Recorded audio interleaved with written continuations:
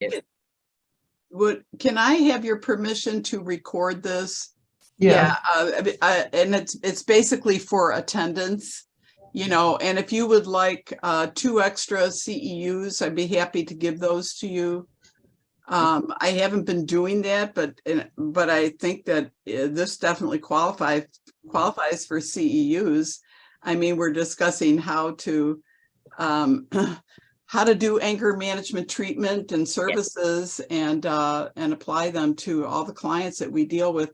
And you guys are dealing with clients with other clinical issues. Yes. Yeah. So that'd be great. And of course, you wouldn't be using their names or anything, but it's just very, very helpful, I think. Okay. Yeah, I mean, it's not something I'm going to be sharing with anybody, but it's proof of attendance. So, and okay, so yeah, and so I think the other aspect that we really like, I think is so integral to the program, is the brain change. I mean, you guys, I'm sure, have had more training on the brain like I have, and the neuroplasticity, how the brain changes.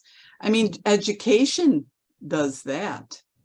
Just learning does that. I mean, I had a gal come to me, she was from Catholic Charities. She was about to lose her job, 60 years old. Wow. And had been there 20 years. She blew up at her boss with expletives. Ooh. And I mean, this gal didn't seem to have other clinical issues, but the fact is, I think that she had been traumatized in her youth. She had 10 older brothers. My guess is there might have been some sexual abuse that went on in that family. We didn't talk about that, but she, and she also learned this type of behavior, using expletives to get her way. Yeah. And anyway, and she also came from, she was like a victim in a sense, because her, I think it was her daughter and son-in-law were drug abusers. They were selling drugs. They were in jail because of it. Wow. And so she was taking care of the grandchildren. She actually was a guardian of the grandchildren because of that. And so I just can't imagine being 60 years old and having all of that stress and work and responsibility, And so the key aspect of this to me was the fact that she wanted, she said to me once she started reading the book, nobody ever told me anything about this. And she was 60 years old. I mean, she was, I'm sure, a high school graduate. And she certainly had pretty good communication, Hispanic background. But she, and so that's what's so upsetting to me is what we're teaching in schools. Hello, can we teach behavioral management or something that's going to help everybody? Well, the thing to note that stuck out to me with this course is that emotional intelligence is not taught in schools, maybe in a Montessori school setting, or maybe schools with a different socioeconomic background. But as a rule, as a group of people, and families, historically, we don't really teach emotion out of just maybe a few recognizable, happy or sad, and anger is more of an acceptable emotion than depression or despair or shame, So a lot of times in a lot of cultures, the anger is promoted, it's demonstrated, we witness it in our family of origins. So that's why this is really key, because the concept of emotion and naming feelings is something that really isn't taught unless you're being really intentional and you're looking at the the feelings chart, like in a preschool or somewhere. So even in counseling, that's a key thing to teach. And I've worked in substance use as well, and working with people with co-occurring disorders and trauma histories. And going back to the question you asked, what do you do first? like Keitha said, really helping them to name that emotion, but listening to their feelings and validating what they're feeling, and then leading them to understand that there are other underlying feelings underneath that Anger. loss of control and that anger that's there. Yes. Yeah. And that validation helps them to get to what you were sharing, Lynette, about understanding how this emotion affects the brain and how this learning, it's physiological, it's not just the emotion, but it's our brain and body. Yeah. Yeah. And spiritual. Yes, absolutely. I mean, there's that whole aspect, right? And I know that you guys are working in a Christian organization, and I think that that spiritual aspect is so important. And actually, we started the program with a faith-based book, and basically because the co-editor or the editor of the book, Ted Griffin, was a good friend of mine, and we were going to church together. And one of the things that we said, and I had started giving this seminar to colleagues and to and other counselors, because I had that idea that, anger can be good. And so anyway, we both commented, there are so many angry Christians, lots of angry Christians in the church, and a lot of times they're either denying it or, they're acting fine at church, Yes. Yeah. But and the other part of the problem is, what is being taught or preached from the pulpit is don't be angry. And just don't be angry. Just, rather than be angry but sin not. And I think that that's key to the program and the spiritual aspect of walking by faith. And so when God is in control of our lives, he's going to help us manage those emotions and express those emotions in a healthier or righteous way. And so those aspects. So then it started out with the faith book, and then we expanded it to more of a general readership. So that's kind of how it developed in 2002. So yeah. I think that's important, because I think, like you said, the church does talk about anger and righteous indignation. I grew up in the church, like I'm sure all three of us, have, but those practical steps of learning about emotion and how to express emotion and emotional recovery and, how to heal a wound, those steps, it's missed. Like the message is to get here, but you talked about strategies. What steps do you take to get to that place? And that's why this is important. Yeah, the steps are deleted. So they say this is where you ought to be, but they don't give you the steps to get to where you are. But I think so much of it, when we're talking about a biblical point of view, and I really like this. It's wonderful for me to have to be able to talk about the Christian aspect, because so often I can't, depending on the participants. But the when you look at the Bible, it talks about renewing your mind. I mean, and that to me is brain change. Yes. Yeah. CBT. Yeah. Yes. The original cognitive behavioral therapy. I like that. Yes, I like that. This is really good. Yeah. Now we're going to write a new book, right? Yes. I had my one of my pastors, my old pastor, he taught on changing your paradigm. So that's the brain changing thing too. And he taught it from a biblical standpoint. It was awesome. It was years ago. I probably got notes somewhere sitting around, but that's what reminded me of what you both were talking about. Changing your paradigm. Brain change. Right. And in thinking about this gal, and I believe she was a Christian, from Catholic Charities. As we talked, she had been in a small group and stuff like that, and learned more about the Bible and stuff. And anyway, she really really picked up on cognitive change. She really picked up on she actually got to the point of having empathy for her boss, who she was mad at, because she realized that he was under a lot of stress. She told me that she thought he was picking on her. Mm-hmm. And so right away we got to her, her self-talk. Yes. But wouldn't you feel like people were picking on you if you grew up with 10 older brothers? They're Yes. all picking on you, right? Yes. And like I said, we didn't get to whether she was abused or not. I mean, we didn't go that deep. But that could have happened, and so she could have been traumatized in some way. I mean, I certainly was in my family. There were things like that going on, along with verbal and physical abuse. And so, I mean, it does have an effect on you. Mm-hmm. It does. And yeah, but God is a healer. Yeah. And and we can move forward in the Holy Spirit, which I'm very thankful for. Yes. Yes. Yes. I know my oldest brother, he was just mean. I would just tell everybody he was just mean. And as a little girl, I was always a small little girl.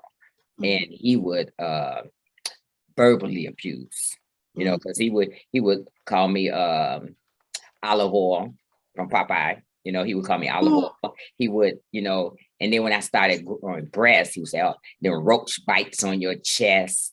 And he just, he was abusive. And it wasn't just to me, but it was also, to my younger brother. And when my baby sister, she was just a baby. He didn't do nothing to her. But me and my younger brothers, so I grew up in that kind of situation also, but thank God, for the transforming and the renewing of my mind, a long time ago, because I would have, as I had my adulthood, when I went into the church, I started having counseling sessions with my pastor every Thursday night at 6:30.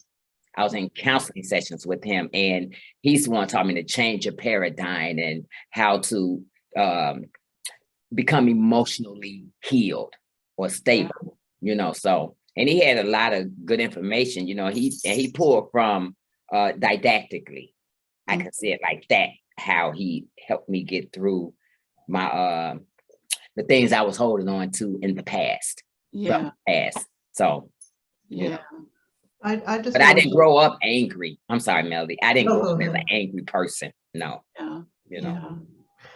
I want to add that for me, I had an additional perspective. I'm glad that both of you are sharing. I grew up in a family of faith, and I could say that's probably one of the few legacies that I have from my upbringing, that both of my parents had a strong faith in God.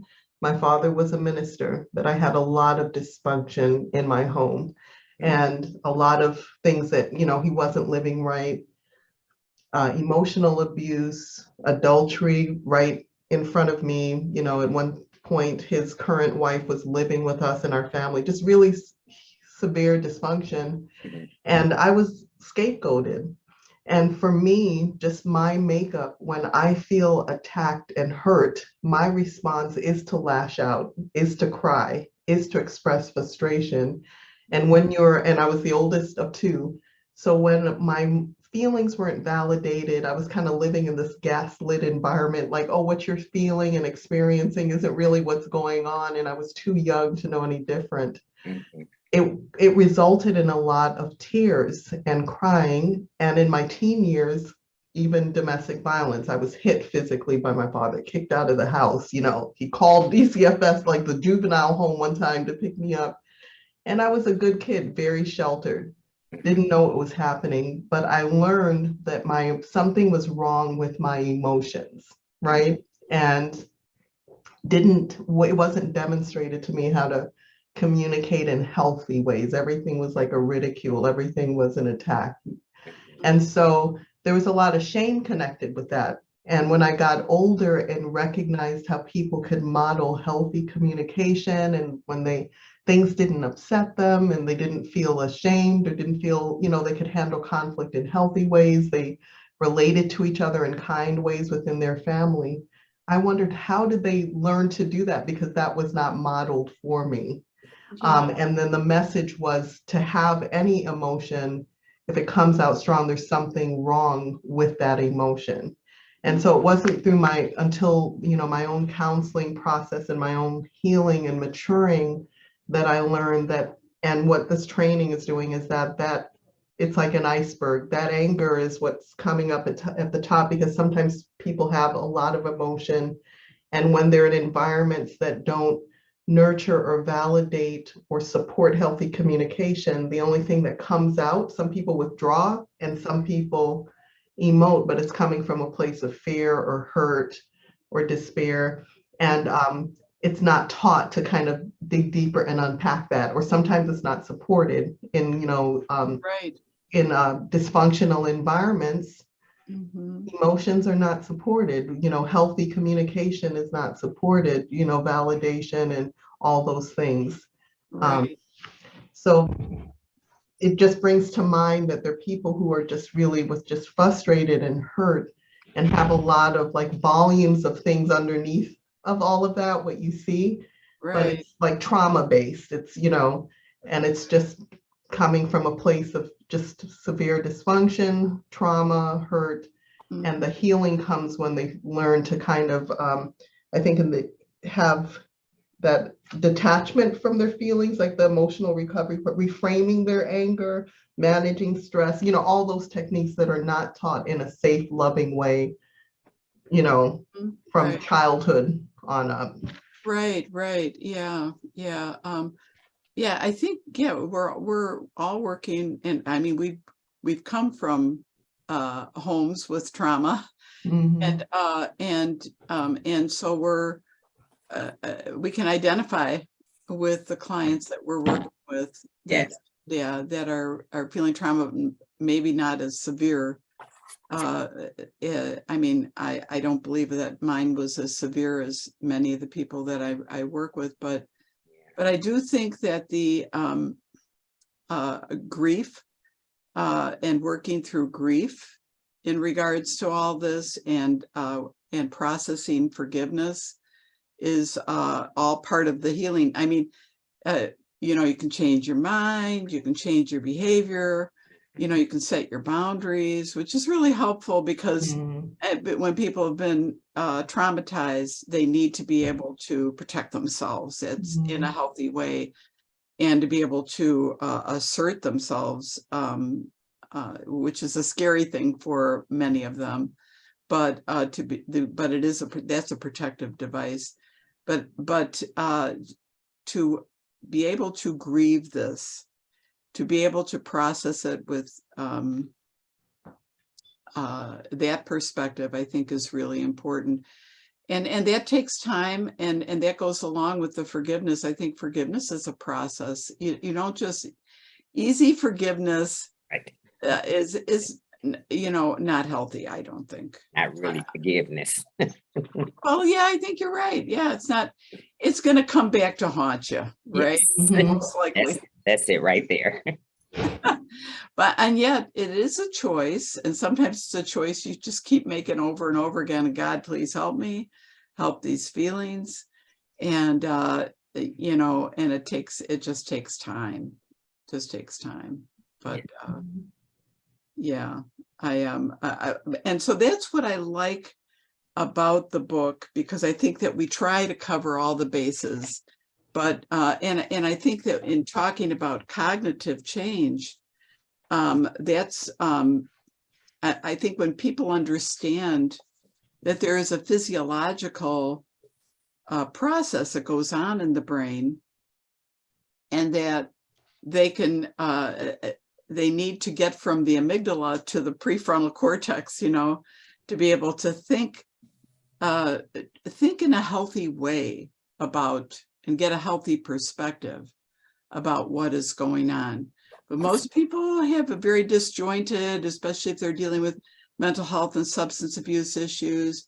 It's going to be scattered thinking. It's not going to be healthy. The prefrontal cortex is going to be blocked. It's not going to be developed. I have a nephew who is unfortunately in a nursing home now. He has been, I think when he was 49 or something, he tried to commit suicide. And so he had brain anoxia because he had been substance abusing. And, but I believe that he's stuck.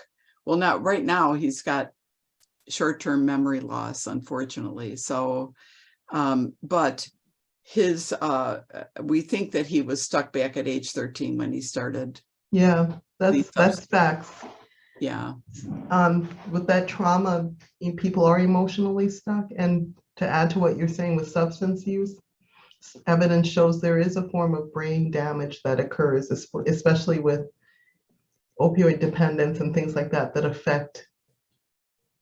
Yeah. brain. Well, he actually took some, I don't know what he took, but he was found in a bathroom. And so that's where the brain anoxia kicked in. So I think he wasn't breathing. But yeah, but anyway, yeah, this is, and it's just sad, you know, but God is over it all and allows these things to happen. And Lord Jesus, come quickly, right? Yes. Oh, we have the greatest hope in the world. Yes, we do. Oh, we do. I don't know what people do without Jesus. Yeah. Yeah. Well, they hurt other people. That's what they're doing. Yeah. Yeah. Hurt people, hurt people. Yeah. Hurt people, hurt people. That's a good quote. Yeah. And so, yeah, and so the brain change, I think, is really critical. I've had so many people tell me that when they understand the physiology, that, you know, and understand that they need to develop the prefrontal cortex, which actually I think starts getting developed when they do the survey and they gain some insight into themselves. That self-awareness and expands the brain. And so so just doing that and then beginning to understand the causes, the triggers, and in the first 3 chapters, and then going on and understanding more about self-management, how they can actually express it in a healthy way. We don't have to deny it, stuff it, get rid of it, but we need to express it in a healthy way when it's a valid problem, a valid issue, but we do have to be able to analyze that. And that's why the timeout, I think probably I should have we included it earlier, but we didn't include it early enough. I think the timeout needs to be taught right away. I had, and the relaxation, the breathing techniques. I had an incident happen to me. We were moving our offices. I share office space with my daughter and my husband, my husband is 70% retired now, but and so they're attorneys. And so we were moving the office space from one building to the other in the Oak Brook Center. If you're familiar with the Oak Brook Mall, we're kind of on the east edge of it. And so there's 2 buildings, 2 office buildings. And so we were, I was going up the elevator with one of the movers and some of the furniture. And he said to me, I see that you teach anger management and you write about it. You know, he said, we're all angry. My boss is very angry. So I'm going, okay, what can I teach him in 30 seconds? Right. You're on the elevator. So I taught him the diaphragmatic breathing, because that will initiate those calming hormones so that then he can maybe get into the prefrontal cortex to think about what's going on and make a better decision about what to do. Because what can he do? I mean, his boss is always screaming at him, yelling obscenities at him, you know, and so he's not going to leave the furniture in the elevator or in the middle of a hall and walk out of there. You know, he's got to keep his job. And so maybe he can at least calm himself down and later on talk to his boss about the situation. And so anyway, I don't know that the boss will ever change, but I gave them all books. So there you go. Oh, that's nice. Yeah. I don't know. Yeah. Yeah. But learning is what helps to develop that neuroplasticity change the neurons, the neural pathways, and expand that prefrontal cortex. So, but taking the time out and doing the relaxation is what really helped my Catholic Charities gal. She, at work, she began to just take a break in the bathroom if she was upset about something. The one thing that upset me was that she wasn't able to tell me, you know, what's going on in your body when you first feel angry, when you first feel agitated, annoyed, and frustrated. Those are kind of the terms of when people are first become angry. And that's okay to feel that way. We should be frustrated at, you know, somebody who's rude to us, cuts us off on the highway. You know, that's going to get us upset. That's kind of a righteous anger. That's kind of hardwired into the brain. And I think that, you know, yeah, okay. I can get angry about that, but how am I going to express it? I'm in revenge, in getting back at that person? No. And so she would take a break in the bathroom. She'd calm herself down. She'd pray. She would do that diaphragmatic breathing and think about what she could do next. You know, should she talk to her boss about something, clarify something with someone?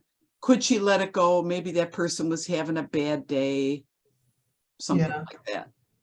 I have a question about that. In your experience, what have you encountered in terms of people who are not able to identify how they feel anger? Like maybe they grew up where anger they weren't permitted to express anger or feel anger, and so they really don't know how to recognize it. Like, what are some of the outliers you've heard about when they were able to get to a place to say, oh, that means I was angry, I felt it this way, or do you have any examples of that? Well, then with people like that, I would use the terms frustrated, annoyed, agitated, irritated. I would use those terms with them and have them log situations which they didn't feel good about. You know, maybe I would reword things with them, kind of reframing anger in that way. And help them to look back, and if they do the survey, they may come up with the fact that, oh, you know what, I am angry about something. Maybe the depression I'm feeling is anger related, or, you know, I mean, I feel like anger can be mixed. It can be a secondary emotion. I also feel it's a primary emotion. It's hardwired in the brain to protect us, you know, against threats. According to Dr. Ron Potter Ephron, he's got that book, Healing the Angry Brain, and that's in your manual in the resource list, but we do quote him. But yeah, so having people kind of log situations where maybe they had disagreement with somebody, they had a conflict, they didn't feel right about something. I think that can be helpful. Yeah, in getting to what's going on underneath. Because you might have some people that have kind of a low-level depression, and that's really has to do with some anger, unexpressed anger, righteous anger, right? You know, I'd like to say all my anger is righteous. But talk to my husband. No. I like the notion of anger being a protective factor, because that's another form of validation that the feeling is there as part of how we are created or wired to serve its purpose when used properly. And I also like the connection you made to low-level depression. Could be anger, especially in relationships or dynamics with clients we serve who they have not been allowed to express their feelings, or they're in a codependent dynamic, or, you know, they kind of grew up in situations where they're overpowered maybe by another personality or someone else in their primary relationship. And often you see that with people who are substance abusers too. I could think of one client who just could not name her feelings, could not express anything. She kind of sat in my chair for a long time. and for many, many times just didn't have a response, even with giving the naming of feelings and kind of prompting. Just learned in her family dynamic. She had a mom who was a very strong personality, not to kind of pay attention to her own feelings. So she, struggling with depression, eventually began to use substances in her teens. And when I began to work with her in her 20s, just had no idea of anything but her substance use as a way of coping. So I like the connection with that kind of dysthymic depression, low level, that constant depression maybe could be connected to other feelings of anger and then other feelings associated with it. Yeah, the grieving, so many things going on that have never been addressed. Yeah. We are whole people. The Lord made us with emotions. He has emotions. And he gets angry. Yes, he does. Yeah. And why he doesn't wipe humanity off the earth, I don't know, but it's because of his grace, and I'm thankful for his grace. Yes. We're all the same at the foot of the cross, right? Amen. Yes. His love. His love and his grace. His love for us. Yeah. So much to be thankful for. Yeah. And so tell me what kind of services that you'd like to give, that you'd feel would be helpful. Now, I know, Melody, you're moving on to a practice, right? Yes. Environment. Keitha, are you staying with the organization? No. No, you're moving on too. And so where are you going, if I might ask? Yeah, I'm gonna stay in substance abuse, but I'll be a higher level than a counselor. So I'll have staff. I have staff working under me. Okay, and that's for another organization as well? Yeah. Okay, very good. Okay. Yeah. And so we better pray for your organization. It sounds like you need a lot of new staff. Yeah. Yes. A lot of staff and yeah. But on the other hand, I'm very happy for both